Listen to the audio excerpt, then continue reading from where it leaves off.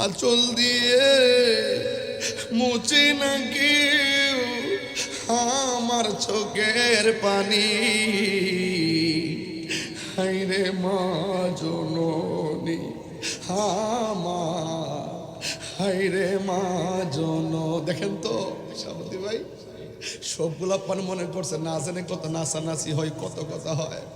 হঠাৎ করে পোলাপানের চোখের পানিগুলা চল চল করে, সব পোলাপান গুলো নীরব হয়ে গেছে।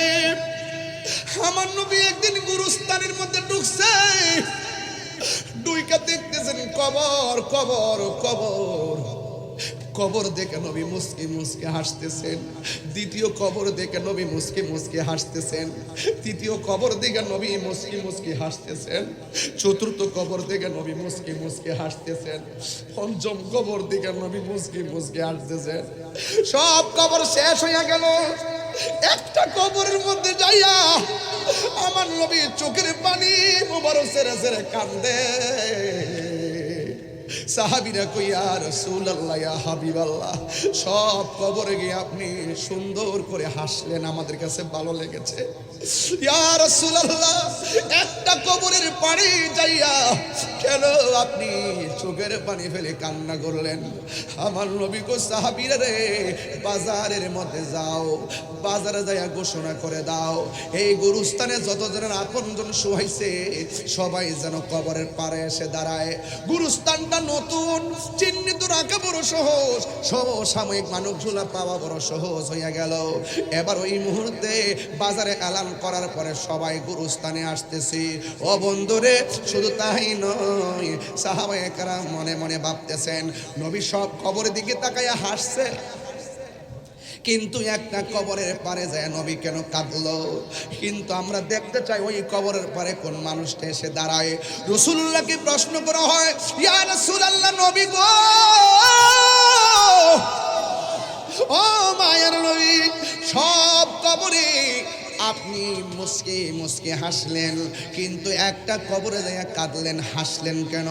আমার নবী, আপনার নবী রহমাতুল লিল আলামিন ডাক দিয়া বলে, আমি কেন হাসছি জানোনি? একটা মাত্র কারণে আমি হাসছি, একটা মাত্র কারণে আমি হাসছি। আমি যখন গুরুস্থানে ঢুকলাম, আমি দেখলাম গুরুস্থানে যতজনকে শোয়াইছে প্রত্যেকের নিচে আমার আল্লাহ জান্নাতের গালিচা বিছায়া রাখছি, তারা আরাম করে ঘুমায়া রইছে। হ্যাঁ পৃথিবীর মানুষ, ইয়া রাসূলুল্লাহ, নবী গো, তাইলে একটা কবরের পারে যাইয়া কেন কাঁদলেন? সেটা আমি পরে বলবো। এবার সবাই তাকায়া রইছে, ওই কান্না যে কবরটা সেখানে কে এসে দাঁড়ায়? সব জায়গায় মানুষ দাঁড়ানো শেষ, আর ওই জায়গার মধ্যে মানুষ আসতে একটু দেরি হয়েছে। কিন্তু সাহাবায়ে কেরাম বলেন, নবীও কবরের দিকে তাকায়া রইছে, আমরাও তাকাই রইছি। একটা কৌতূহল শুরু হয়ে গেছে, নবী কাঁদলো কেন? কবর পারে কে এসে দাঁড়ায়? আমরা সবাই অবাক দৃষ্টিতে তাকাই রইলাম। হঠাৎ করে দেখলাম কোন যুবক কবরের পারে আসে না, কোন ছেলে মানুষ আসে না, কিন্তু দেখলাম অতি বৃদ্ধা একটা মহিলা লাঠি বহর কইরা কইরা কবরের পারে এসে দাঁড়াইলো। আল্লাহর হাবিব ডাক দিয়া বলে, মা, ও মা গো, মা, আপনি এই কবরের পারে দাঁড়াইলেন, এই কবরের মানুষটা আপনার কি হয়? মা ডাক দিয়ে কয়, এই কবরটা আমার সন্তানের হয়। রাসূল ডাক দিয়ে বলে, মা, আপনি জানেননি আপনার ছেলে কবরে কোন অবস্থায় আছে? মা জিজ্ঞেস করে, আল্লাহ এবং রাসূলই ভালো জানে। এই কথা বলার পর আল্লাহর হাবিব সাল্লাল্লাহু তাআলা আলাইহি ওয়াসাল্লাম বলেন, মা গো, আপনার সন্তানটা কবরের ভিতরে বড় কষ্টে আছে, অনেক যন্ত্রণার মধ্যে আছে। জাহান্নামের হাওয়া এই কবরের মধ্যে ঢুকছে, এমন ভাবে কান্না করতেছে, এমন ভাবে কষ্ট আছে, এমন ভাবে সে কষ্টে আছে।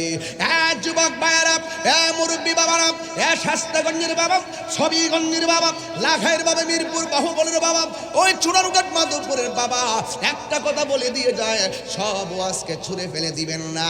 একটা কথা মনে রাখবেন, এই দিন দিন না আরো দিন আছে। কথা কোন ঠিক না বেঠিক রে বাবা? হ্যাঁ বন্ধু, আল্লাহর হাবিব ডাক দিয়ে কই, মা, আপনি জানেননি আপনার সন্তানটা কবরের মধ্যে কি অবস্থায় আছে? বন্ধুরি আমার, ও আমার পুরা কাপ্তান বাজারের বাবা, নতুন ব্রিজের বাবা, কি ভাষায় ওয়াজ করব? একটা কথা বলে দিয়ে যায়, আজকের ওয়াজটারে ছুঁড়ে ফেলে দিবেন না। এবার মহিলা যেই মাত্র শুনছে আমার নবী বলেছেন তোমার সন্তানটা জাহান্নামের অগ্নিতপ্ত হাওয়ার মধ্যে কাতরাচ্ছে, এই কথা যেই মাত্র শুনছে, শুনুন আমার মা যদি এই মুহূর্তে শুনে, অথবা শাহাবুদ্দিন হুজুরের আম্মা যদি এই মাত্র শুনে, না দুনিয়াতে তো নাই, কিন্তু আমার আম্মা যদি শুনে, পৃথিবীর সব মা যদি শুনে যে তার সন্তানের মাথাটা ফেটে গেছে, মা কি তখন হাসবে না কাঁদবে? কিন্তু আমার নবী যখন বলল আপনার সন্তানটা জাহান্নামের আগুনে জ্বলতেছে, ওই মুহূর্তে মা হাসে নাই, মা কান্না করে নাই, চোখ দিয়া পানি আসে নাই, ওই মা তখন মুস্কি মুস্কি হাসতে শুরু করেছেন। আল্লাহর হাবিব ডাক দিয়ে বলে, মা আপনাকে বললাম আপনার সন্তান কবরে আযাবের মধ্যে আছে, এটা শোনার পরও কেন আপনি হাসলেন, কারণটা কি? এবার মা তার দুঃখের বিবরণ দেয়। সন্তান মা বাপরে কষ্ট দিবে আর আমার সামনে বসে ওয়াজ শুনবে, ওই শ্রোতা তাহিরি দরকার নাই। যেই সন্তান মা বাবাকে কষ্ট দিবে, আর শুধু মাহফিলের প্যান্ডেল কেন, মক্কা মদিনা গেলেও কোনো লাভ নাই। কারণ রাসূল বলছেন মা বাবাকে কষ্ট দিয়ে আল্লাহ কষ্ট পায়। কথা বলেন ঠিক কিনা কোন? যেই পিশাব বলবে মা বাবার খেদমত লাগবে না, এটা পিশাব না, এটা অভিশাপ। কথা বলেন ঠিক কিনা? পীরের বাড়িতে গরু নিয়ে যাবেন, ইচ্ছা মতো পীরকে খাওয়াবেন, আর আপনার মা বাপ কোন অবস্থা আছে পীরে খবর নিবে না, আর আপনি গরু নিয়ে যাবেন পীরের দরবারে, অথচ আপনার মা বাবার জন্য সেই পীরের বাড়ি থেকে একটু তরকারি আপনার বাড়িতে দিবেন আপনার মা বাবাকে। তার মানে বুঝতে হবে এখানে অনেক ধরনের গ্যাপ আছে। আজকে আমরা যারা সমাজে রয়েছি, আমরা মা বাপের চাইতে বাহিরি মানুষকে বেশি ভালোবাসি। কথা বলেন ঠিক কিনা? আমার শাস্তাগঞ্জের বাবারা, চুনারঘাটের বাবারা, আমি আবারও পরিষ্কার করে বলছি, মা বাবার মনে কষ্ট দিলে আল্লাহ সহ্য করে না। কথা বলেন ঠিক না বেঠিক? আল্লাহ বলছেন ওয়াকাদা রাব্বুকা আল্লা তা'বুদু ইল্লা ইয়্যাহ। আল্লাহ বলছেন তোমাদের উপরে ইবাদত করাকে আবশ্যক করে দেওয়া হয়েছে। আপনারা জবানটা খুলে বলুন, ইবাদত পাওয়ার মালিক কে? যে আয়াত দিয়েছেন, আয়াতের ভিতরে আমি দুইটা সাবজেক্ট বের করেছি, একটা হলো ইবাদত, আরেকটা হলো খেদমত। একটা হলো ইবাদত, আরেকটা হলো খেদমত। ইবাদত হবে কার? আওয়াজে মানে জোরে বলেন, ইবাদত হবে কার? সেজদা পাওয়ার মালিক কে? এই আওয়াজে মানি না জোরে বলেন কে? কোন সন্দেহ আছে? আমরা কি আল্লাহ ছাড়া কাহারো কাছে মাথা নত করি? আল্লাহ ছাড়া কাউকে সেজদা করি? আমরা কি বাবা শাহজালাল ইয়ামনি রহমাতুল্লাহ আলাইহির দরবারে গিয়ে কি সেজদা করি? আমরা কি নাসিরউদ্দিন সিপাহসালা রহমাতুল্লাহ আলাইহির রওজা মুবারকে আমরা গিয়ে কি সেজদা করি? নাসিরউদ্দিন সিপাহসালাকে কি আমরা আল্লাহ মনে করি? আমরা আল্লাহ মনে করি না। আল্লাহ ছাড়া কাউকে সেজদা করি না, আল্লাহ ছাড়া কারোর কাছে মাথা নত করি না, আল্লাহ ছাড়া কাউকে ইলাহ মনে করি না। আমরা মাকে সম্মান করি মা জেনে, বাবাকে সম্মান করি বাবা জেনে, উস্তাদকে সম্মান করি উস্তাদ জেনে, রাসূলুল্লাহকে সম্মান করি রাসূল জেনে, নবীকে সম্মান করি নবী জেনে, মা বাপকে সম্মান করি মা বাবা জেনে, আল্লাহকে সম্মান করি আল্লাহ জেনে। আমাদের কনসেপ্ট, আমরা মাজারে গিয়ে সেজদা করি না, আমরা মাজারে গিয়ে জিয়ারত করি। জিয়ারত করা হলো সুন্নাত। এই সুন্নাতকে অনেকে পূজার সঙ্গে তুলনা করে, আমরা করি জিয়ারত, আর তারা আমাদেরকে মাজার পূজারীর ট্যাগ দিয়ে রাষ্ট্রযন্ত্র থেকে আমাদেরকে বিচ্ছিন্ন করে, যেই মাইনাস ফর্মুলা সৃষ্টি করে বৈষম্য সৃষ্টি করে রাখা হয়েছে, এই বৈষম্যের দাঁত ভাঙা জবাব দিয়ে বৈষম্যের দেয়াল ভেঙে খান খান করে দেওয়ার জন্য সুন্নি জনতাকে ঐক্যবদ্ধ হতে হবে। কথা বলেন ঠিক?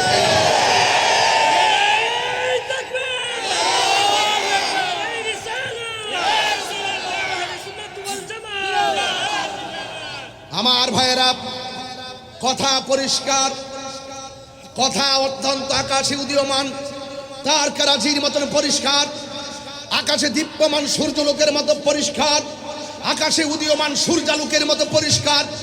ইউনিভার্সাল ট্রুথ হিসাবে আমি বলে দিয়ে যেতে চাই, আজকে রাষ্ট্রযন্ত্র আহলে সুন্নাত ওয়াল জামাতকে মাইনাস ফর্মুলায় রেখেছে একটা মাত্র কারণ, ওই সমস্ত রাষ্ট্রযন্ত্রের ডানে বামে স্বাধীনতা বিরোধী, সার্বভৌমত্বের বিরোধী, ধর্মদ্রোহী, দেশদ্রোহী মানুষের ছত্রছায়ায় রাষ্ট্রযন্ত্র পরাধীনতার শৃঙ্খলা আবদ্ধ হওয়ার কারণে মনে হচ্ছে যেন জিম্মি হয়ে আছে। সেই জিম্মির দেয়ালকে ভেঙে দিতে হলে এই দেশের 65% তরিকাপন্থীকে এই দেশের সার্বভৌমত্ব সুরক্ষায় কাজে লাগাতে হবে। কথা বলেন ঠিক কিনা বলেন? আমার ভাইয়েরা, কোন জায়গায় সমস্যা সেটা আপনাকে ফাইন্ড আউট করতে হবে। সমস্যাটা কোন জায়গায়? শিক্ষিত সমাজ কয় সুন্নিরা মাজার পূজারি, শিক্ষিত সমাজ কয় সুন্নিরা ভণ্ড, শিক্ষিত সমাজ কয় সুন্নিরা মাজারে গিয়ে পূজা করে, শিক্ষিত সমাজ কয় সুন্নিরা মাজারে গিয়ে সাজদা করে। আসলে কি সাজদা করি? বলে আসলে কি সাজদা করি? এই যে আমাকে আয়াত দিয়েছেন, এখন বলবেন যে তাহিরি গরম ভাষায় কথা বলে। আমার হাত বান্দিবি, পা বান্দিবি, মন বান্দিবি কেমনে? মনে করছেন নরম একটা বিষয় দিলেই আমি ঠান্ডা হয়ে যাব? আমি ঠান্ডা হওয়ার প্ল্যান না, হক কথা বলবই, সাদাকে সাদা বলবই। চুনারগঞ্জের মানুষ, মাধবপুরের মানুষ, শাস্তাগঞ্জ, হবিগঞ্জ, লাখাইয়ের মানুষ, আপনারা বলুন আমরা সুন্নিরা কি দুই না এক? একসাথে থাকলে কারো ক্ষতি হবে না। যদি আলাদা আলাদা থাকেন তাহলে ওই রাষ্ট্রযন্ত্র যেইভাবে বৈষম্য সৃষ্টি করেছে, আজকে শাহপুরান, এরপর চলে গেছে ওই ফরিদপুরি, এরপর চলে যাবে আরেক জায়গায়, 2 দিন পরে দেখবেন ওই উপকারা আবার নাসিরুদ্দিন শিপাশালার দিকে তাকিয়েছে। এই জন্য সেই লাল চোখে আমরা পরিষ্কার ভাষায় বলতে চাই, আল্লাহর ওলির মাজারকে সুরক্ষা করার দায়িত্ব ইনশাআল্লাহ আমাদের। কথা বলেন ঠিক না বেঠিক? সবাইকে এক হতে হবে, সবাইকে ঐক্যবদ্ধ থাকতে হবে। আমার শাস্তাগঞ্জের মানুষ, আমরা কি এখন খানকায় বসে থাকার সময় আছে? আরে হাত তুলে বলো আছে। সবাইকে বলছি অ্যালার্ট থাকুন, সতর্ক থাকুন, ঐক্যবদ্ধ থাকুন। আওয়াজ করে বলুন সাজদা পাওয়ার মালিক কে? আল্লাহ বলছেন ওয়াকাদা রাব্বুকা আল্লা তা'বুদু ইল্লা ইয়াহ, আল্লাহ ছাড়া কারো ইবাদত করা যাবে না। আল্লাহ বলেছেন তোমাদের উপরে ইবাদত করাকে আবশ্যক করে দেওয়া হয়েছে। আল্লাহ বলেছেন ওয়া ইলাহুকুম ইলাহু ওয়াহিদুন লা ইলাহা ইল্লা হুয়ার রহমানুর রহিম। কুল হুয়াল্লাহু আহাদ আল্লাহুস সামাদ লাম ইয়ালিদ ওয়া লাম ইউলাদ ওয়া লাম ইয়াকুল লাহু কুফুয়ান আহাদ। সুন্নিদের কনসেপ্ট ক্লিয়ার, আল্লাহ হলো একজন, আল্লাহু লা ইলাহা ইল্লা হুয়াল হাইয়ুল কাইয়্যুম। আল্লাহ হলো চিরঞ্জীব, সর্বনিয়তা, লা তাখুযুহু সিনাতু ওয়া লা নাওম। আল্লাহর তন্দ্রা নাই, নিদ্রা নাই। আল্লাহ পাকের তন্দ্রা নাই, নিদ্রা নাই। হ্যাঁ, লাউ কানা আলিহাতুন ইল্লাল্লাহু লা ফাসাদাতা। হ্যাঁ আমার যুবক, লাউ কানা ফীহিমা আলিহাতুন ইল্লাল্লাহু লা ফাসাদাতা। আল্লাহ ছাড়া কোনো ইলাহ নাই যদি মনে করে যে আছে, সব কিছু কি হয়ে যেত? সব এলোমেলো হয়ে যেত। আল্লাহ একজন, সব নিয়ন্ত্রণ করছেন বলেই নিয়মিত সূর্য ওঠে, আবার আকাশে চাঁদ ওঠে, আবার সূর্য অস্ত যায়, আবার তারকা ওঠে, আবার সূর্য হারিয়ে যায়। কোথাও দিন কোথাও রাত। বলুন এর পিছনে কারিগরকে? আরো বড় করে কারিগরকে? তাহলে এই কথাগুলো তো আমরা অনেক বছর ধরে বলতেছি, এরপর আমরা পারি না কেন? এরপর আমরা আগাতে পারি নাই কেন? আমাদের একতার অভাব ছিল। আজকে আমরা দুই না এক। আপনারা চিন্তা করবেন না, যারা ঐক্যবদ্ধ হয়েছে, যারা ঐক্যবদ্ধ হয়েছেন, আলহামদুলিল্লাহ তৃণমূল আপনাদেরকে খুব সুন্দর করে গ্রহণ করেছেন। যদি আবার আপনাদের মাঝে কোনো ধরনের ডান বাম কিছু হয়ে যায় কোনো না কোনো কারণে, সারা জীবন আপনারা আপনাদের বিবেকের কাছে অপরাধী বলে সাব্যস্ত থাকবেন এবং তৃণমূল কিন্তু অনেক ব্যতীত হবে। এই জন্য আশা করছি আমাদের দায়িত্বশীলরা যেভাবে আগাচ্ছেন এইভাবে আগাতে থাকুন। ইনশাআল্লাহ কোটি সুন্নি জনতা আমরা মাঠে ময়দানে আছি। কথা বলেন ঠিক না বেঠিক?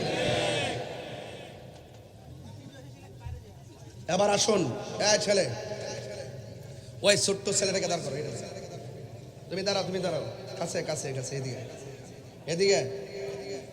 তোমার নাম কি? হ্যাঁ, আল্লাহ কয়জন? এর বয়স কত? 8-9 বছরের পোলার জিগাইলাম যে আল্লাহ কয়জন? হ্যাঁ কয় একজন। আর আঙ্গু দেশের ওই মৌলবীরা রাষ্ট্রযন্ত্রে বুঝাইছে তাহিরিরা মাজারে গিয়ে পূজা করে, তাহিরিরা ওই আল্লাহরে আল্লাহ মনে করে, আর রাষ্ট্রযন্ত্রে এটা ডুব গিলছে। বুঝছেন নি? আমরা কোথায় নিয়ে আমরা ফালাইছি চিন্তা করে দেখেন। 8 বছরের বাচ্চা বুঝে আল্লাহ পাকের ওয়াহাদানিয়াত সম্পর্কে। আর কথা বলেন না ঠিক কিনা বলেন? এই অপপ্রচার করতে করতে শিক্ষিতরা বুঝাইছে মাইনাস ফর্মুলা, মাইনাস ফর্মুলা। একটা কথা মনে রাখবেন, তাহিরিরা এখন জিন্দা আছে, জিন্দা এখনো আছে। জবাব ইনশাল্লাহ সময় মতো আমাদের সকলকে দিতে হবে। আমরা আলাদা থাকার সুযোগ আমরা সকলকে নিয়ে দেশটা সাজাতে চাই। আমি আবারও বলছি, আপনারা বিভাজন সৃষ্টি করবেন না, আপনারা অযথা আমাদেরকে ট্যাগ দিবেন না, আপনারা অযথা আমাদেরকে অপব্যাখ্যা করে আমাদেরকে অপবাদ দিবেন না। যদি আপনারা যদি সহজ হন, আমরা চাই আপনারা আমাদের হাতে হাত মিলান। আকীদার সমস্যা হলে আপনি আমাকে বুঝিয়ে নেন, আর না হয় আপনি বুঝে আসুন। হাতে হাত রাখুন, ঐক্যবদ্ধ হন, তইলে সংসদের কোনাকানা দিয়া জায়গা নেওয়ান যাইব। আর নাইলে কিন্তু খবর আছে, নাইলে কি আছে, খবর আছে। যেই প্রক্রিয়া অ্যাপ্লাই করছেন 1 বছর পরে হোক আর 10 বছর পরে হোক, হাড্ডি কিন্তু গুঁড়ো থাকতো না। কবর থেকে লাশ তুলে আগুন ধরাই দিচ্ছেন না, এই সংস্কৃতি ভালো লক্ষণ না। আপনি যেই কবর থেকে তুলছেন তার জীবত কিন্তু বংশ কিন্তু মরছে না, একদিন সুযোগ পাইলে তারাও কিন্তু ছাই কইরা উড়াই দিব। কথা বলেন ঠিক না বেঠে? কথা বলেন ঠিক কিনা বেঠে? যেই খেলা দেখাইছেন একসঙ্গে 90টা মাজার ভাঙছেন, এগুলো ভালো লক্ষণ না। তরিকাপন্থীরা কিন্তু ভেসে আসে নাই। আহলে সুন্নাত ওয়াল জামাত বানের জলে ভেসে আসা কচুরি পানা নয়। আমার কথা একটু গরম হয়ে যাচ্ছে, কারণ এখানে ওয়াহাদানিয়াতের ওয়াজ চলছে। আমার কনসেপ্ট ক্লিয়ার করতেছি। ওয়াকাদা রাব্বুকা আল্লা তা'বুদু ইল্লা ইয়া, আল্লাহ ছাড়া কারো ইবাদত করা যাবে না। বলুন, ইবাদত পাওয়ার মালিক কে? সন্দেহ আছে? সন্দেহ আছে? বাস এই রাষ্ট্রযন্ত্রে ঘুম ভেঙে দিলাম রাত্রে 10টার সময় উঠে, যে তাহিরি হুজুর কি বলেছে। অনেক সাংবাদিক, অনেক মানুষ চুপি চুপি আসে, তাহিরি হুজুর কি বলে। তাহিরি হুজুর 22 বছর আগে যা বলে এখনো তাই বলে। আমাকে রাষ্ট্রযন্ত্রে গুরুত্বপূর্ণ জায়গা থেকে ফোন দিয়া বলে, আপনি কি চান, আপনি কি চান? আমি বলছি আমি নবীর মহব্বত চাই, আমি নবীর প্রেম চাই, আর কিচ্ছু চাই না। বলছি কি চান? আমি বলছি নবীর গোলামি চাই। আর কি আশ্চর্য মানুষ আপনি, বলছি আপনি কি চান? বলছি তো নবীর গোলামি চাই। কথা বলেন ঠিক না বেঠে? আরে বিক্রি হইলে $1 কামানোর ধান্দা থাকলে এতদিনে বহুত কিছু করে ফেলতে পারতাম। আমাদের নিজেদের লোকের টেরও পাইতো না। তাহিরি এক মুখে 2 কথা বলে না। কথা বলেন ঠিক না বেঠে? আমার বাড়ি থেকে খবর নিয়ে দেখবেন, আমার মা আমার জন্য অনেক দোয়া করে, অনেক দোয়া করে। এই দেখেন, ইবাদতের পাশাপাশি আমার প্রিন্সিপাল হুজুর এখানে বসা আছেন। ইবাদতের পাশাপাশি আল্লাহ বলছেন ওয়াবিল ওয়ালিদাইনি ইহসানা, বলছেন তোমরা মা বাবার সঙ্গে ভালো ব্যবহার করো, ভালো আচরণ করো, হাসান থেকে হাসান, সুন্দর ব্যবহার করো। এ যুবক ভাইয়েরা, এখন প্রশ্ন হলো মা বাবার সঙ্গে কতদিন ভালো ব্যবহার করবেন? আমাদের দেশের ছেলেরা, এই যে ছেলে একটা আছে 9 বছরের পোলা, সে কিন্তু টাকা রুজি করে না। এখন মা যেমনি কয় এমনি শুনে, অর্ধেক ডরায় অর্ধেক ডরায় না। বয়সের তালে, আবহাওয়ার দোষে অনেক সময় মা বাপের কথা শুনে না, কিন্তু মা বাপরে ঠিকই মানে। রাত্র যেখানে গরুক না কেন গড়ে এসে আশ্রয় নেয়। কেন? সে হইল বেকার। সে কি বেকার? সে যখন বেকার তখন তার টাকা নেওয়ার একটা কারখানা, এটা হলো মা বাবা। যখন সে সবল হয়ে যায় তখন মা বাবা রুজি রোজগার বন্ধ হয়ে যায়। মা বাপ তখন ছোট হয়ে যায়, শিশু হয়ে যায়, আর সন্তান রোজগার করে। তখন কিন্তু সে আর এক থাকে না, সে একটা বাবায় ভরে। আমি টেহা রুজি করি, মা বাপের কথা শুনতাম কি লেগে। মা বাপ ঘরে ভরে থাকবো, আমাকে দৌড়ায় ধরতে পারবো। এই যে বাইরে গেছে গাঞ্জি টাটির লেগে চলতেছে, বাবা ট্যাবলেট বাবা ফুরের লেগে চলতেছে। যেমনে মনছে এমনি শাইস্তাগঞ্জ রেলওয়ে পার্কে যায় বাবা খাইতেছে, গাঞ্জা খাইতেছে, ঘুরতেছে। মা বাপকে যদি কই গেছো রে, জিহানো মনছে জানো গেছে, তোমার কিছু হয়েছে? কারণ মা বাপ তো দুর্বল। এই জন্য আল্লাহ সন্তানদেরকে সাবধান করে দিয়েছে। আল্লাহ বলছেন ইম্মা ইয়াবলুগান্না ইনদাকাল কিবারু আহাদুহুমা আও কিলাহুমা, আল্লাহ বলছেন মা বাবার একজন অথবা 2 জন যদি বৃদ্ধ হয়ে যায়, বৃদ্ধা হয়ে যায়, বয়স্ক হয়ে যায়, মা বাবার সঙ্গে কোনো অসৌজন্যমূলক আচরণ করা যাবে না। কেমন? কয়ফালা তাকুল্লাহুমা উফি ওয়ালা তানহারহুমা, মা বাবার সঙ্গে এমন ভাবে ধমক দিয়ে কথা বলা যাবে না যে মা বাবা বলবে ওহ রে ফুত করলে কি। এই কথা যে বলবে, যেই সন্তান এমন কর্ম করছে, মা বাপ বলবে ওহ রে ফুত করলে কি। এই করলে কি বললে চলবে, আর হাত তুলে বদ্ধ করা লাগবে না, আপনার জীবন ধ্বংস হয়ে যাবে। কথা বলেন ঠিক কিনা? এখন প্রশ্ন হলো, ও তাহিরি হুজুর, তাহলে মা বাবার সঙ্গে ব্যবহার করব কেমনে? আল্লাহ পাক বলে দিয়েছেন ওয়াকুল লাহুমা কাওলান কারীমা। আল্লাহ রাব্বুল আলামিন বলেন মা বাবার সঙ্গে ধমক দিয়ে কথা বলা যাবে না। আল্লাহ বলেন ওয়াকুল লাহুমা কাওলান কারীমা, মা বাবার সঙ্গে সম্মানজনক ব্যবহার করা লাগবে, মা বাবার সঙ্গে ভালো ব্যবহার করা লাগবে। আল্লাহ রাব্বুল আলামিন বলেন ওয়াখফিজ লাহুমা জানাহাযুল্লি মিনার রাহমা, মা বাবার সঙ্গে গ্যাবাড়ি দেখায় কথা বলো না, মমতার ছায়া বিছায়া কথা বলো, মমতার চাদর বিছায়া কথা বলো। মা বাবারে ধমক দেওয়া যাবে না। বন্ধুরে, ও বন্ধু, মা বাবার সঙ্গে খারাপ ব্যবহার যারা করেছি, আমি আমি তাহিরি অনেক দেখেছি মা বাবার সঙ্গে যারা খারাপ ব্যবহার করেছে এরা কোটিপতি হইল মনের মধ্যে শান্তি নাই। হ্যাঁ বন্ধু, আমার নবী আপনার নবী রহমাতুল লিল আলামিন হায়াতুন নবী জিন্দা নবী বলেছেন আল জান্নাতু তাহাতা আকদামিল উম্মাহাত। মা বাবার পায়ের নিচে সন্তান, মায়ের পায়ের নিচে সন্তানের জান্নাত।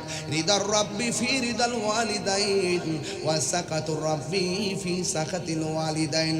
মা বাবার সন্তুষ্টিতেই আল্লাহর সন্তুষ্টি, মা বাবার সন্তুষ্টিতেই আল্লাহর সন্তুষ্টি। এই জন্য মা বাবার মনে কষ্ট দেওয়া যাবে না। ও যুবক ভাইরা, পায়ের মধ্যে হাত দিয়ে বলি, মা বাবার মনে যারা কষ্ট দিবে রে, মা বাবার মনে যারা দুঃখ দিবে এরা ইহকালও হারাবে, পরকালও হারাবে।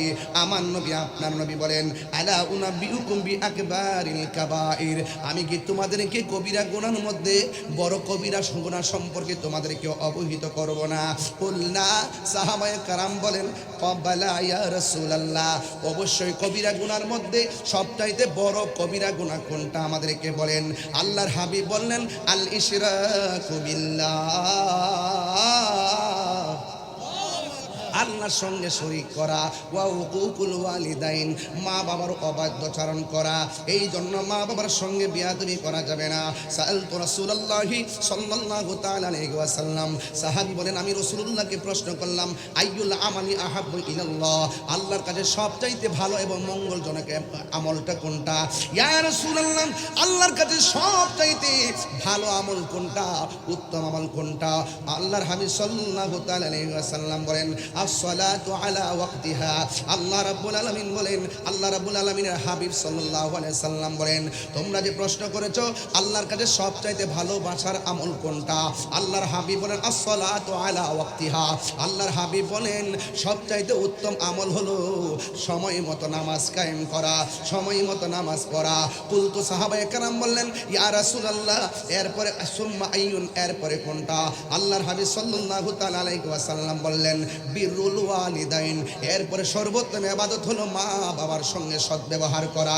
কুলতু সুম্মা আইয়ুন, আমি জিজ্ঞেস করলাম ইয়া রাসূলুল্লাহ এরপর কোন আমলটা সবচাইতে উত্তম? ক্বালা রাসূলুল্লাহি সাল্লাল্লাহু তাআলা আলাইহি ওয়াসাল্লাম আল জিহাদু ফি সাবিলিল্লাহ, এরপরে সবচাইতে উত্তম আমল হলো আল্লাহর রাস্তায় জিহাদ করা। যুবক ভাইরা, যেই জায়গার মধ্যে আল্লাহর হাবিব বলেছেন আল্লাহ রাব্বুল আলামিনের কাছে সবচাইতে প্রিয় উত্তম আমলটা হলো সময় মতো নামাজ পড়া। আজকে বড় কষ্ট লাগে, দুঃখ লাগে, মসজিদের মধ্যে আজান হয়, যখন ফজরের নামাজের আজান হয় সারা রাত্র মোবাইলটা চালাইয়া আজান দেওয়ার পরে মোবাইলটা চার্জ লাগায় ঘুমে যায়। এটাই হলো শতকরা 80% যুবকের বাস্তবতা। কথা বলেন ঠিক কিনা? সে মনে মনে কল্পনা করে আজানটা হয়েছে কিনা, চার্জটা শেষ হয়েছে কিনা, আজানটা দেওয়ার পরে মোবাইলটারে চার্জে লাগায় ঘুমে যায়। অথচ মুয়াজ্জিন যখন বলে আসসালাতু খায়রুম মিনান নাওম, ঘুম থেকে নামাজ উত্তম, অথচ বান্দা চয়েস করেছে নামাজ থেকে ঘুম উত্তম। আল্লাহ বলে বান্দা তুই আমার সঙ্গে নাফরমানি করেছিস। আল্লাহ রাব্বুল আলামিন বলেন ও পৃথিবীর মানুষ, আমাকে যদি তোমরা স্মরণ করো আমি আল্লাহ তোমাদেরকে স্মরণ করব। এই জন্য আমার ভাইয়েরা, আল্লাহ সময় মতো নামাজে যাওয়া বড় ফজিলত রয়েছে। আজকে মনে বড় দুঃখ লাগে, অনেকগুলো মসজিদের পাশে দোকানদার থাকে, কিছু কিছু দোকানের ভিতরে ক্যারাম বোর্ড টাকা দিয়া চালানো হয়। এক বুট খেললে 100 টাকা, 2 বুট খেললে 200 টাকা। যখন মসজিদের মধ্যে নামাজ চলে, যেই আঙ্গুল দিয়া মসজিদে কয় আশহাদু আল্লাহ ইলাহা ইল্লাল্লাহ, মসজিদের ভিতরে যে আঙ্গুল দিয়ে শাহাদা পড়ে, আর ক্যারাম বোর্ডের মধ্যে ওই আঙ্গুল দিয়ে তারা খেলাধুলা করে। ও বন্ধুগণ, খবর আছে, খবর আছে, খেলায় খেলায় সময় নষ্ট করে দিও না রে বাজি। এই জন্য আমার আল্লাহর হাবিব বলেন এরপরে সবচাইতে উত্তম আমল হলো মা বাবার খেদমত করা। এক লোক সাহাবীকে জিজ্ঞাসা করি, আর ও নবীর সাহাবী, আমি তো একটা মেয়ের বিয়ের প্রস্তাব দিয়েছিলাম, মেয়েটা আমার বিয়ের প্রস্তাবে রাজি হয় নাই। এরপরে কিছুক্ষণ পরে দেখলাম মেয়েটাকে আর একটা ছেলে বিয়ের প্রস্তাব দিয়েছে। ছেলে শুধুমাত্র বিয়ের প্রস্তাবই দেয় নাই, মেয়েটা বিয়ের প্রস্তাবের মধ্যে রাজি হইয়া গেছে। এরপরে ছেলেটার সঙ্গে মেয়েটার বিয়ে হয়ে গেছে। এখন মনে মনে ভাবলাম এই ছেলেটাও ছেলে আমিও ছেলে। আমি মেয়েটারে প্রশ্ন করলাম, তোমাকে পছন্দ করি, তোমাকে বিয়ে করতে চাই। মেয়ে বলে আমি রাজি নয়, কিন্তু একটা ছেলে আমার চাইতে বেশি সুবিধা নয়। মেয়েটা বলে তোমার প্রস্তাবে রাজি, বিয়ে হয়ে গেছে। আমি ছেলে তখন মেয়েটার প্রতি ক্ষুব্ধ হয়ে গেছি।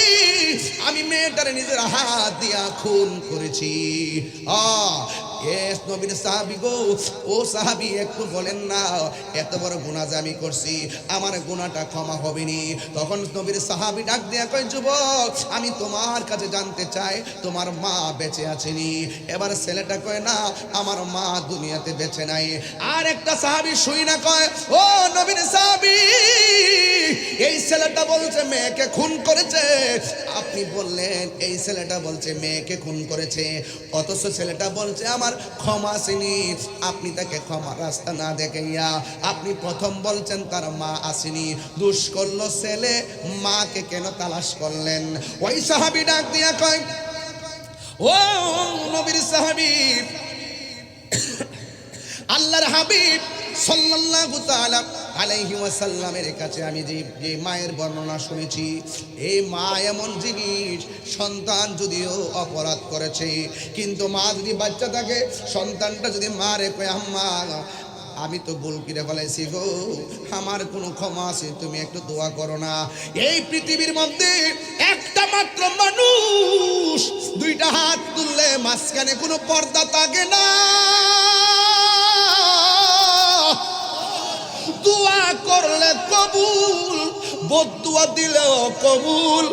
আমার মন বলছে ছেলেটা যে খুন করেছে, ছেলের মা যদি তাহাজ্জুদ নামাজের পরে ওইটা যদি কইতো, আল্লাহ আমার ছেলে বুঝে নাই, আমার ছেলে ভুল করছে, আমার ছেলেটারে মাফ করে দাও, ওই মায়ের দোয়াটা আল্লাহর দরবারে তাড়াতাড়ি কবুল হয়ে যেত। এই জন্য মা এমন জিনিস, পৃথিবীর সবার দুয়ার মধ্যে স্বার্থ থাকে, কিন্তু মায়ের দুয়ার মধ্যে কোনো স্বার্থ থাকে না। মা নিঃস্বার্থে মার সন্তানের জন্য দোয়া করে। এই জন্য আমি প্রায় মাহফিলের মধ্যে বলে থাকি, নিঃস্বার্থে ভালোবাসে শুধু আমার মা, ববে যার তুলনা নাই। নিঃস্বার্থে ভালোবাসে শুধু আমার মা, ববে যার তুলনা নাই। সেই মা তোমার চলে গেলে গো,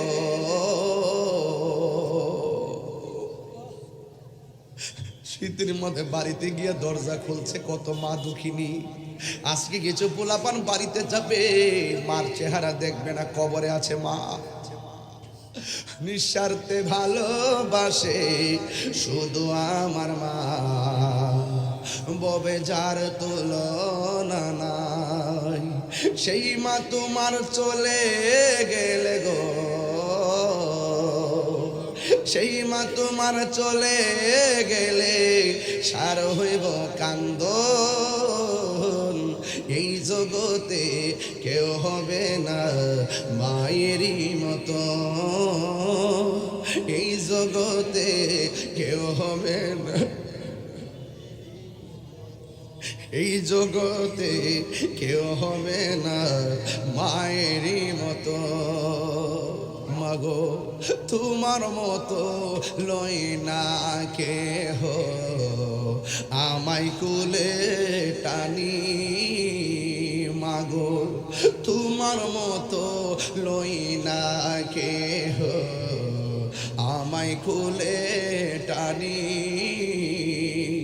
আঁচল দিয়ে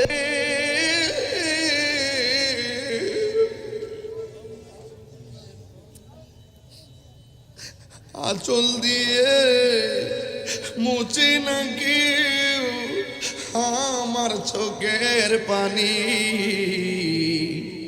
হায়রে মা জননী আমার, হায়রে মা জন। দেখেন তো সাবতি ভাই, সবগুলা পান মনে করছে না জানে কত নাচানাচি হয়, কত কথা হয়। হঠাৎ করে পোলাপানের চোখের পানিগুলা চল চল করে, সব পোলাপান গুলো নীরব হয়ে গেছে। আমার নবী একদিন গুরুস্থানের মধ্যে ঢুকছে, কবর কবর কবর দেখে নবী মুস্কি মুস্কি হাসতেছেন। দ্বিতীয় কবর দেখে নবী মুস্কি মুস্কি হাসতেছেন। তৃতীয় কবর দেখে নবী মুস্কি মুস্কি হাসতেছেন। চতুর্থ কবর দেখে নবী মুস্কি মুস্কি হাসতেছেন। পঞ্চম কবর দেখে নবী মুস্কি মুস্কি হাসতেছেন। সব কবর শেষ হইয়া গেল। একটা কবরের মধ্যে যাইয়া আমার নবী চোখের পানি মোবারক ছেড়ে ছেড়ে কান্দে। সাহাবীরা কই ইয়া রাসূলুল্লাহ ইয়া হাবিবাল্লাহ, সব কবরে গিয়ে আপনি সুন্দর করে হাসলেন, আমাদের কাছে ভালো লেগেছে। ইয়া রাসূলুল্লাহ, একটা কবরের পাড়ে যাইয়া কেন আপনি চোখের পানি ফেলে কান্না করলেন? আমার নবী কো সাহাবীরা রে, বাজারের মধ্যে যাও, বাজারে যাইয়া ঘোষণা করে দাও এই গুরুস্থানে যতজনের আপনজন শুয়াইছে সবাই যেন কবরের পাড়ে এসে দাঁড়ায়। গুরুস্থানটা নতুন, চিহ্নিত রাখা বড় সহজ, সমসাময়িক মানুষগুলা পাওয়া বড় সহজ হইয়া গেল। এবার ওই মুহূর্তে বাজারে এলান করার পরে সবাই গুরুস্থানে আসতেছি। ও বন্ধুরে, শুধু তাই নয়, সাহাবায়ে কেরাম মনে মনে ভাবতেছেন নবী সব কবরের দিকে তাকাইয়া হাসছে, কিন্তু একটা কবরের পারে যায় নবী কেন কাঁদলো? কিন্তু আমরা দেখতে চাই ওই কবরের পারে কোন মানুষটা এসে দাঁড়ায়। রাসূলুল্লাহকে প্রশ্ন করা হয়, ইয়া রাসূলুল্লাহ, নবী গো, ও মায়ের নবী, সব কবরে আপনি মুস্কি মুস্কি হাসলেন, কিন্তু একটা কবরে যাইয়া কাঁদলেন, হাসলেন কেন? আমার নবী, আপনার নবী রহমাতুল লিল আলামিন ডাক দিয়া বলে, আমি কেন হাসছি জানোনি? একটা মাত্র কারণে আমি হাসছি, একটা মাত্র কারণে আমি হাসছি। আমি যখন গুরুস্থানে ঢুকলাম, আমি দেখলাম গুরুস্থানে যতজনকে শোয়াইছে প্রত্যেকের নিচে আমার আল্লাহ জান্নাতের গালিচা বিছায়া রাখছি, তারা আরাম করে ঘুমায়া রইছে। হ্যাঁ পৃথিবীর মানুষ, ইয়া রাসূলুল্লাহ, নবী গো, তাইলে একটা কবরের পারে যাইয়া কেন কাঁদলেন? সেটা আমি পরে বলবো। এবার সবাই তাকায়া রইছে ওই কান্না যে কবরটা, সেখানে কে এসে দাঁড়ায়? সব জায়গায় মানুষ দাঁড়ানো শেষ, আর ওই জায়গার মধ্যে মানুষ আসতে একটু দেরি হয়েছে। কিন্তু সাহাবায়ে কেরাম বলেন নবীও কবরের দিকে তাকায়া রইছে, আমরাও তাকাই রইছি। একটা কৌতূহল শুরু হয়ে গেছে, নবী কাঁদলো কেন? কবর পারে কে এসে দাঁড়ায়? আমরা সবাই অবাক দৃষ্টিতে তাকাই রইলাম। হঠাৎ করে দেখলাম কোন যুবক কবরের পারে আসে না, কোন ছেলে মানুষ আসে না, কিন্তু দেখলাম অতি বৃদ্ধা একটা মহিলা লাঠি বহর কইরা কইরা কবরের পারে এসে দাঁড়াইলো। আল্লাহর হাবিব ডাক দিয়া বলে, মা, ও মা গো, মা, আপনি এই কবরের পারে দাঁড়াইলেন, এই কবরের মানুষটা আপনার কি হয়? মা ডাক দিয়ে কয়, এই কবরটা আমার সন্তানের হয়। রাসূল ডাক দিয়ে বলে, মা, আপনি জানেননি আপনার ছেলে কবরে কোন অবস্থায় আছে? মা জিজ্ঞেস করে, আল্লাহ এবং রাসূলই ভালো জানে। এই কথা বলার পর আল্লাহর হাবিব সাল্লাল্লাহু তাআলা আলাইহি ওয়াসাল্লাম বলেন, মা গো, আপনার সন্তানটা কবরের ভিতরে বড় কষ্টে আছে, অনেক যন্ত্রণার মধ্যে আছে। জাহান্নামের হাওয়া এই কবরের মধ্যে ঢুকছে, এমন ভাবে কান্না করতেছে, এমন ভাবে কষ্ট আছে, এমন ভাবে সে কষ্টে আছে। হ্যাঁ যুবক ভাইরা, হ্যাঁ মুরব্বী বাবারা, হ্যাঁ শাস্তাগঞ্জের বাবা, ছবিগঞ্জের বাবা, লাখাইয়ের বাবা, মিরপুর বাহুবলের বাবা, ওই চুনারুঘাট মাধবপুরের বাবা, একটা কথা বলে দিয়ে যায়, সব আজকে ছুঁড়ে ফেলে দিবেন না। একটা কথা মনে রাখবেন, এই দিন না আরো দিন আছে। কথা কোন ঠিক না বেঠিক রে বাবা? হ্যাঁ বন্ধু, আল্লাহর হাবিব ডাক দিয়ে কই, মা, আপনি জানেননি আপনার সন্তানটা কবরের মধ্যে কি অবস্থায় আছে? বন্ধুরে আমার, ও আমার পুরান বাজারের বাবা, নতুন ব্রিজের বাবা, কি ভাষায় ওয়াজ করব? একটা কথা বলে দিয়ে যায়, আজকের ওয়াজটারে ছুঁড়ে ফেলে দিবেন না। এবার মহিলা যেই মাত্র শুনছে আমার নবী বলেছেন তোমার সন্তানটা জাহান্নামের অগ্নিতপ্ত হাওয়ার মধ্যে কাতরাচ্ছে, এই কথা যেই মাত্র শুনছে, শুনুন, আমার মা যদি এই মুহূর্তে শুনে, অথবা শাহাবুদ্দিন হুজুরের আম্মা যদি এই মাত্র শুনে, না দুনিয়াতে তো নাই, কিন্তু আমার আম্মা যদি শুনে, পৃথিবীর সব মা যদি শুনে যে তার সন্তানের মাথাটা ফেটে গেছে, মা কি তখন হাসবে না কাঁদবে? কিন্তু আমার নবী যখন বলল আপনার সন্তানটা জাহান্নামের আগুনে জ্বলতেছে। ওই মুহূর্তে মা হাসে নাই, মা কান্না করে নাই, চোখ দিয়া পানি আসে নাই। ওই মা তখন মুস্কি মুস্কি হাসতে শুরু করেছেন। আল্লাহর হাবিব ডাক দিয়ে বলে, মা আপনাকে বললাম আপনার সন্তান কবরে আযাবের মধ্যে আছে, এটা শোনার পরও কেন আপনি হাসলেন, কারণটা কি? এবার মা তার দুঃখের বিবরণ দেয়। এটাই ছিল আজকের আমার ওয়াজের মূল বিষয়। আপনাদের কি কোনো কষ্ট হয় না কি রে বাজি? এই কষ্ট নিবেন না, ওয়াজটারে আজকে বাড়ির মধ্যে নিয়ে যাবেন। ওই মা ডাক দিয়া কয়, ইয়া রাসূলুল্লাহ, নবী গো, ও মায়ার নবীজি, আমার সন্তান যেদিন থেকে আমার পেটে গেছে ওই দিন থেকে আমার মতো আনন্দিত আর কেউ নাই। 10 মাস 10 দিন হতে যাচ্ছে, সন্তান পেটের মধ্যে লাথি মেরে আমার ঘুম ভাঙছে, আমি চোখের পানি ফালাইয়া কাঁদছি। সকালবেলা মানুষ দেখলে শরম, এই জন্য পানিটা মইসা হাসি মুখে ঘুম থেকে উঠছি। ও নবী, আমি যখন খাইতে বসছি আমার পোলা পেটের মধ্যে লাথি মারছে, আমি খাবারের প্লেট রাখা দিছি। মানুষ জিজ্ঞাসা রাখলা কেন? আমি বলছি মুখের মধ্যে রুচি নাই, সন্তানের লাথি আমি গোপন রেখেছি। এরপরও আমার সন্তান আমার লাথি দিলে বড় ভালো লাগে, ব্যথা লাগলেও বড় ভালো লাগে। কারণ হলো একটা, কারণ না লড়লে মনে হয় যেন বাচ্চারা পেটে মইরা রইছে। লাথি যখন দেয় তখন মনে আনন্দ লাগে, আমার পোলাটা জিন্দা আছে। এই হলো মায়ের অভিব্যক্তি। ও বন্ধুগণ, ওয়াহনান আলা ওয়াহনিন, এই পৃথিবীর মধ্যে কষ্টের পর কষ্ট যা করে তিনি হলো তোমার মা।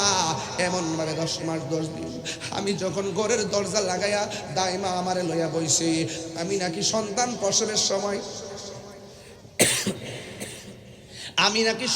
প্রসবের সময় কয়েকবার বেহুশ হয়ে গেলাম। এরপরে যাক আল্লাহ বাঁচায় রাখছে, আমি সুন্দর করে সন্তানটারে প্রসব করলাম, তিলে তিলে সন্তানটারে বড় করলাম। আমার শরীরটা দুর্বল হয়ে গেছে, তখন আমার সন্তান আমারে মূল্য দেয় না। একদিন বললাম, বাবা এমন ব্যবহার করিস না, বড় কষ্ট পায়।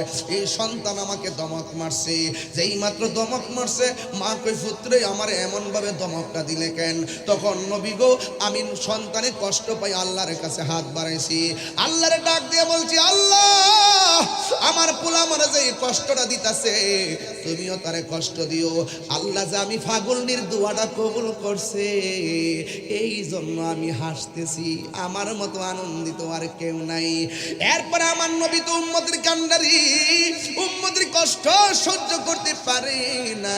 ওই মুহূর্তে আল্লাহর হাবিব বলেন, মাগো আপনি হয়তো দেখেন না কবরের মধ্যে আযাব হইতেছে, আপনারা আওয়াজ করে বলুন, আমার নবী দেখার ক্ষমতা আছে না নাই? ওয়া মা ইয়াস্তাবিল আহইয়া ওয়ালাল আমওয়াত ইন্নাল্লাহা ইউসমিউ মান ইয়াশা।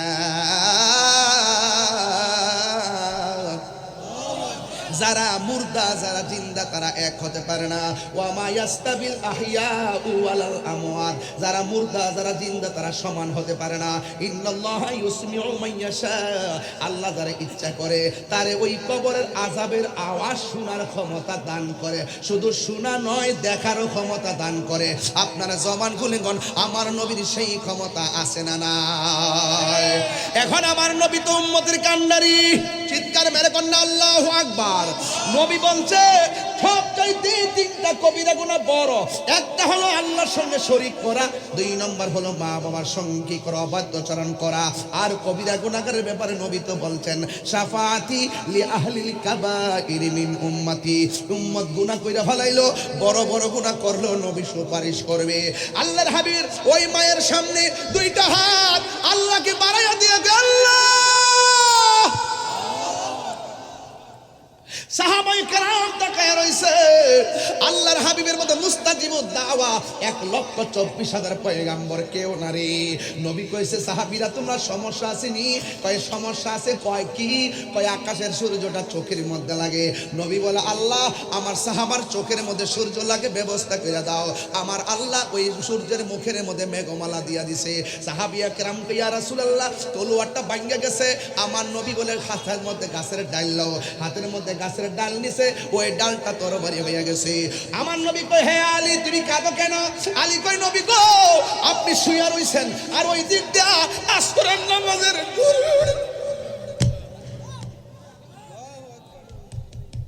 ইয়া রাসূলুল্লাহ, নবী গো আসরের নামাজের সূর্যটা ডুবে গেছে, জীবনে কোনোদিন নামাজ কাজা করি নাই, সূর্যটা ডুবে গেছে, মনটা একটু খারাপ লাগতেছে। কই তুমি আমার ডাক দিলে না কেন? ও নবী, আপনি কষ্ট পেলে আল্লাহ কষ্ট পাবে, আর আল্লাহ যদি কষ্ট পায় ওয়া আ'আদ্দা লাহুম আযাবান মুহিনা। ও বন্ধু, আল্লাহর হাবিব মাওলা আলীর চোখের পানি দেখে কই, আলী তুমি কি এখন আসর নামাজ পড়বা? ও নবী, সূর্য ডুবে গেছে। আমার নবী ডাক দিয়ে কয়, আলী রে শান্ত হও। আলী ডাক দিয়ে কয়, আমার নবী ডাক দিয়ে কয়, আমার নবী ডাক দিয়ে কয়, এ ডুবন্ত সূর্য, আসর নামাজের টাইমে যেই জায়গায় ছিলি তুই আমার আলীর জন্য সেই জায়গার মধ্যে চলে আয়। নবী দোয়া করতে দেরি, ওই ডুবন্ত সূর্য আসর নামাজের টাইমে এসে হাজির হইতে দেরি হয় নাই। নবীর মতো মুস্তাজিব দাওয়ার কেউ নাই। সময় কম প্লিজ। নবীর মতো মুস্তাজিব দাওয়া কেউ নাই। নবী আমার ডাক দিয়ে কি, ও সাহাবীরা কোনো সমস্যা আসেনি?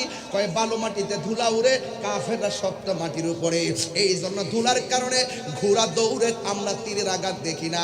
আল্লাহর হাবিব, আল্লাহ আমার ধুলার কারণে সাহাবারা তীরের আঘাত দেখে না, কাফেররা যেমনে মারে এমনি মুসলমানদের লেগে যায়। ইয়া আল্লাহ, আমার সাহাবারা যদি তারা ধ্বংস হয়ে যায় তাইলে কি হবে? তাহলে কি হবে? তাইলে ইসলামের পতাকা পাহারা দিয়া রাখবে কে? ও বন্ধুরে, বন্ধুরে, ও শায়েস্তাগঞ্জের বাবা, ইন দি মিন টাইমে আমার নবী যখন বললেন, ও আল্লাহ, ও আল্লাহ, ও আল্লাহ, আমার সাহাবীরা ধুলাবালির কারণে কিছুই দেখে না, নবী আমার দোয়াটা করতে দেরি, আমার আল্লাহ আসমান থেকে মুষলধারে বৃষ্টি নামাইয়া শক্ত মাটির পিস্তা বানাইছে আর বালু মাটির শক্ত বানাইয়া দিছে। জোরে জোরে কি সুবহানাল্লাহ বলা যাবে না? আমার নবী ডাক দিয়ে সাহাবারা কি বলতে চাও? আল্লাহর হাবিবকে সাহাবায়ে কেরাম বলে, ইয়া রাসূলুল্লাহ, যুদ্ধ কইরা এমন তৃষ্ণার্ত হইয়া গেলাম, পানি নাই। রাসূল বলে, এনাটা নিয়ে আসো, মানে পাত্রটা নিয়ে আসো। এবার পাত্র আনার পরে আল্লাহর হাবিবের আল্লাহর হাবিবের আঙ্গুল মোবারকটা পাত্রের মধ্যে এমন ভাবে ধরলেন, ধরতে দেরি বাথরুমের মধ্যে যেমনে ঝর্ণার পানি ঝরে, আল্লাহর হাবিবের হাতের আঙ্গুল মোবারক থেকে ঝর্ণা পড়তে পড়তে পাত্র পূর্ণ হয়ে গেছে। চিৎকার মেরে কি আল্লাহু আকবার বলা যাবে না? তার মানে বুঝাইতে চাইতেছি, নবীর মতন মুস্তাজিব দাওয়া পৃথিবীর কেউ না। নবী বললে আল্লাহ দাও, আমার নবী দিয়ে আল্লাহ দিয়ে দে। ইন্নামা আনা কাসিম ওয়াল্লাহু ইউতি, নবী কয় আল্লাহ আমার দে, আমি নবী বন্টন করি। ও গো নবী, প্যারা নবী, তোমারই দরবার যেথায় গেলে একবার যেতে চাই বারবার। এই মদিনা যেতে চাননি আপনারা? ও গো নবী, প্যারা নবী, তোমারই দরবার যেথায় গেলে একবার যেতে চাই বারবার। দু জাহানে চলে নবী তোমার জমিদারি, দু জাহানে চলে নবী তোমার জমিদারি। আল্লাহ সব কিছুর মালিক, তুমি বন্টনকারী। আমরা নবীর ভিখারি, আমরা কার ভিখারি? আমরা হয় না রে কার ভিখারি?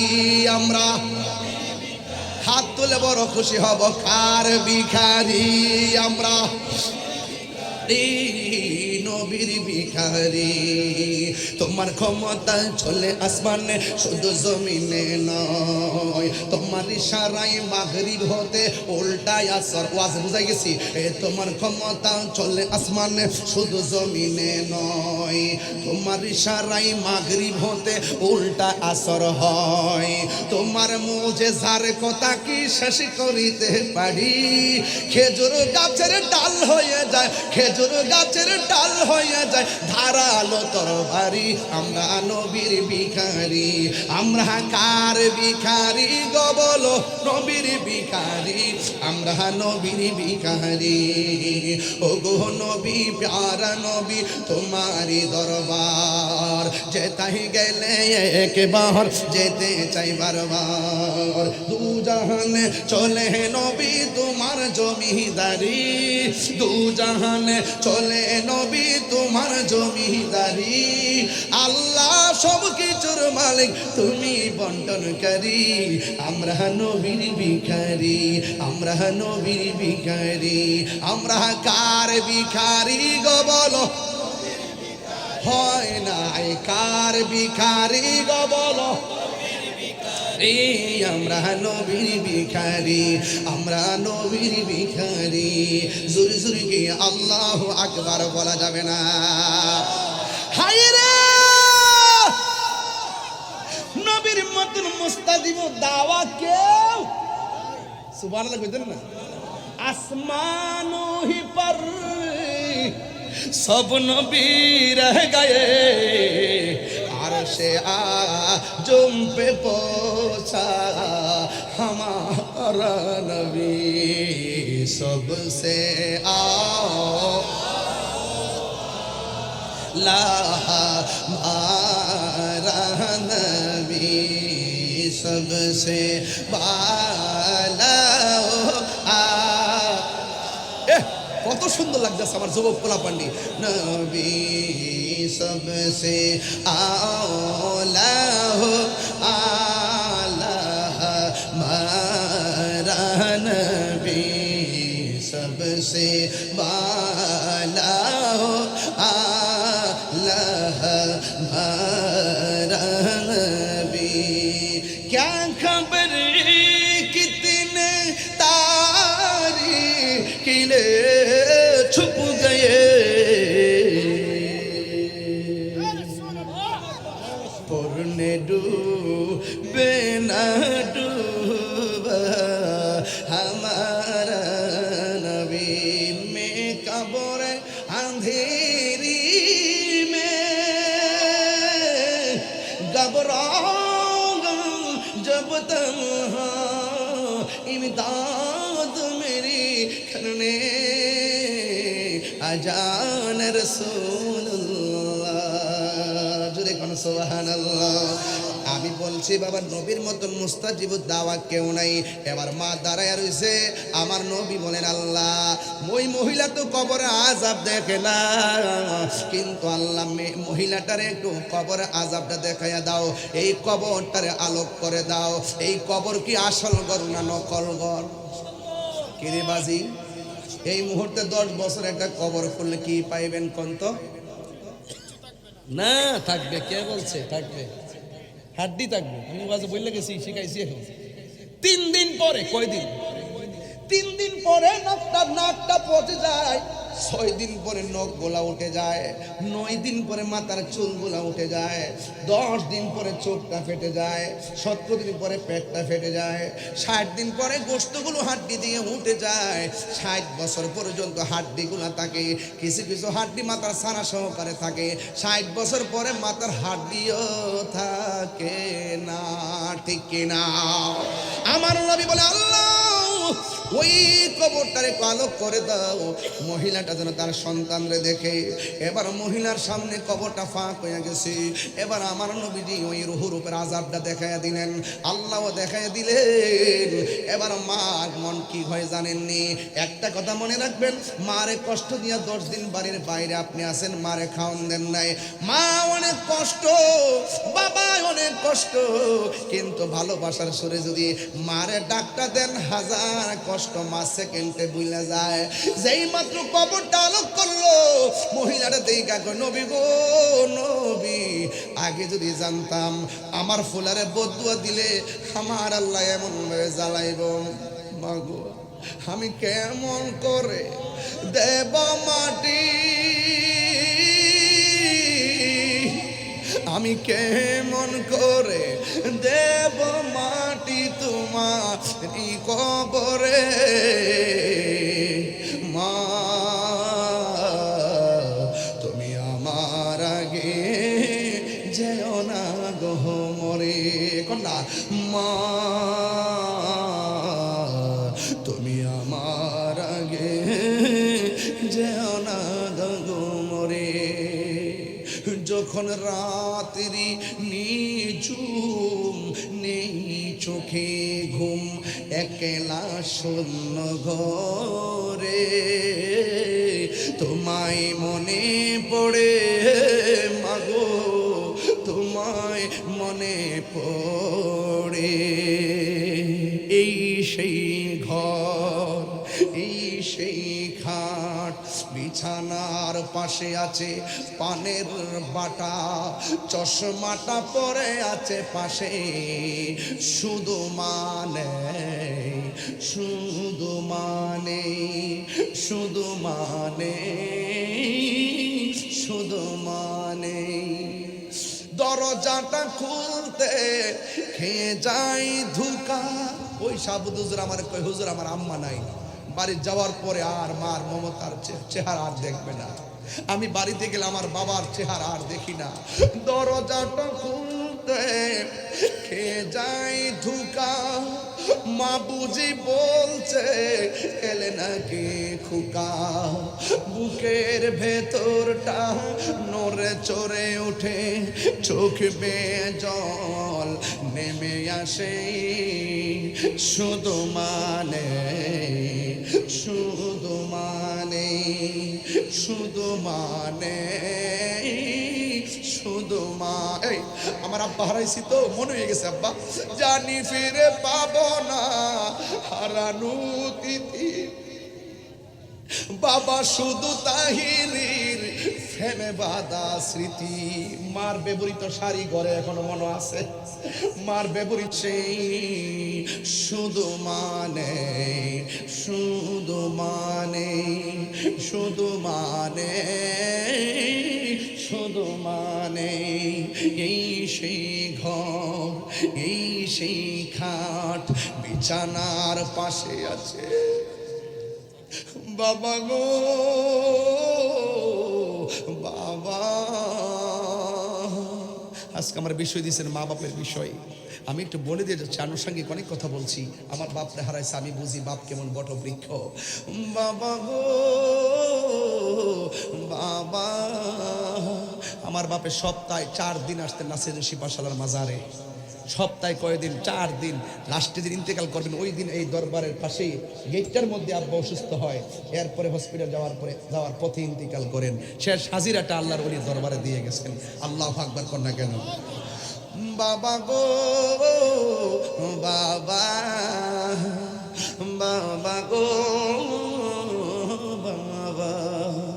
বাবা তুমি কেমন আছো ছোট্ট মাটির ঘরে?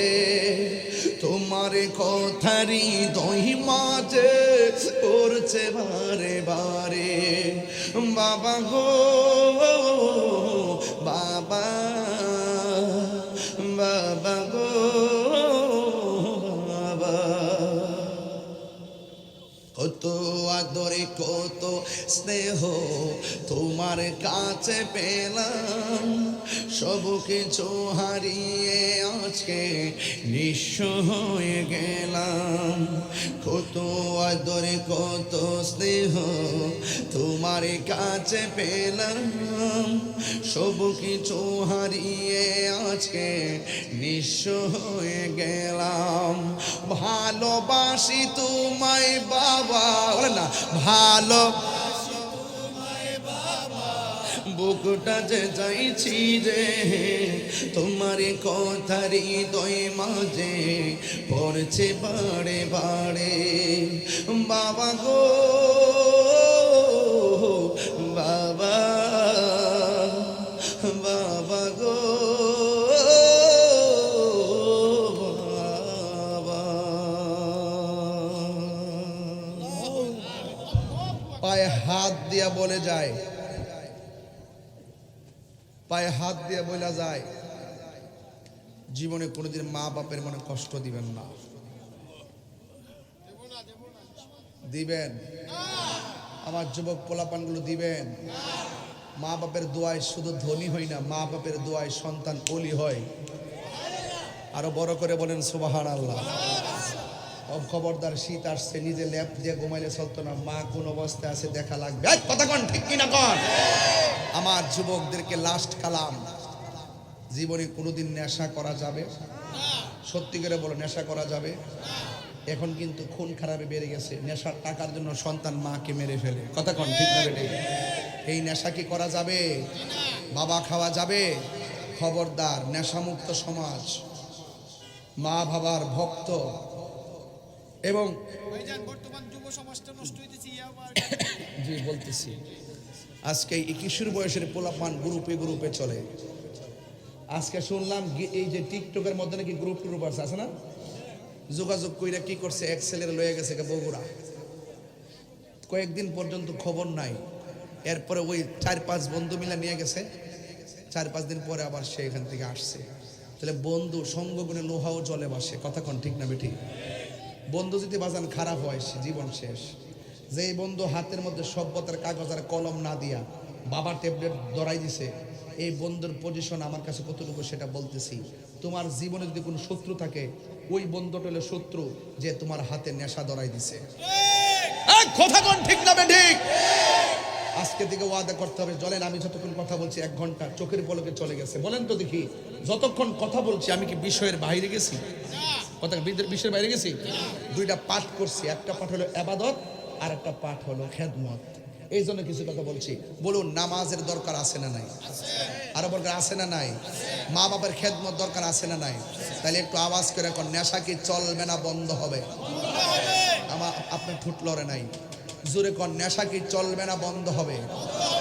আজকে থেকে নেশা করব, মা বাপের মনে কষ্ট দিব এবং চুরি করব। কেউ বুদ্ধি দিয়া দিলে 5,000 টাকা 2,000 টাকা ধরাই দিলে কাউকে খুন করব। খবরদার বলে দিলাম, মা বাপরে কান্দাইয়া যদি আপনি একবারে হজ করতে যান, আল্লাহ কি খুশি হবে? এই জন্য একটা আমার সাথে গণ, মা কেন এত দামি জানে না সকলে, বলো মা কেন জানে না সকলে, জানতো যদি পড়তো দেখে কোরআন হাদিস খুলে। একটি হজের সওয়াব মিলে, একটি সওয়াব মিলে, মাকে একবার দেখিলে, মা কেন মি জানে না সকলে, বলুন মা কেন এত দামি জানে না সকলে।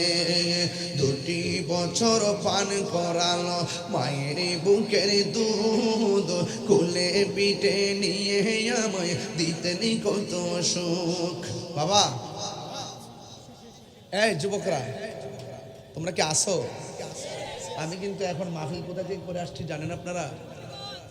নবীগঞ্জ বাগাউড়া, একবারে ওই যে রানীগঞ্জের ব্রিজ আছে না, ব্রিজের কাছাকাছি থেকে একদম প্রোগ্রাম করে দৌড়ায় আসা কিছুক্ষণ রেস্ট করে আসছি। এখান থেকে আরেকটা জায়গায় যাব, হ্যাঁ ওই যে লক্ষ্মীপুর। তো আপনাকে আওয়াজ করে কন্ত, যদি আপনার একটু মা বাবার খেদমত করেন, এটা সমাজটাকে পরিবর্তন হবে না? একদম হবে না? হবে। এই জন্য সবাই একটু বলেন, হ্যাঁ মা কেন এত দামি জানে না সকলে, জানতো যদি পড়তো দেখে কোরআন হাদিস খুলে।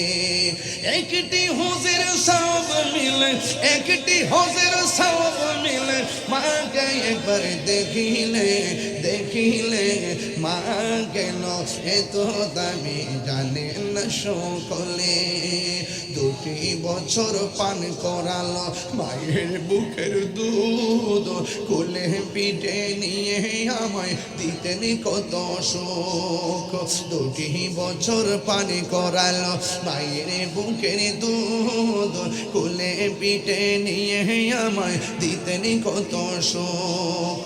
সেই মায়ের কষ্ট দিলে, সেই দিলে খোদার আরো ছোটলে, মা কেন এত দামি জানে না সকলে, বললো মা কেন এত দামি জানে না সকলে। মায়ের প্রসবের কালে কত কষ্ট পাই, বেহুশ হইয়া পড়ে মায়ে আপন বিছানায়। সন্তানের নিয়া কোলে, সন্তানের নিয়া কোলে প্রসবে তা বলে মা কেন এত দামি জানে না সকলে বলল নে মা কেন এত দামি জানে না সকলে হাত তুলে বলেন হাত তুলে জানাই দেন জানে না সকলে বলল জানে না সকলে বলল নে মা কেন এত দামি জানে না সকলে জানতো যদি পড়তো দেখে কোরআন হাদিস খুলে মকবুল হোসের সওয়াব মিলে মাকে একবার দেখিলে দেখিলে মা কেন এত দামি জানে না সকলে বলুন মা কেন এত দামি জানে না সকলে মা গো মা গো মা মা গো। আসসালামু আলাইকুম ওয়া রাহমাতুল্লাহ। নারে তাকবীর, নারে রিসালাত, নারে গৌসিয়া। আল্লামা মুফতি জহিরুল ইসলাম ফরিদী সাহেবের আগমন। নারে রিসালাত।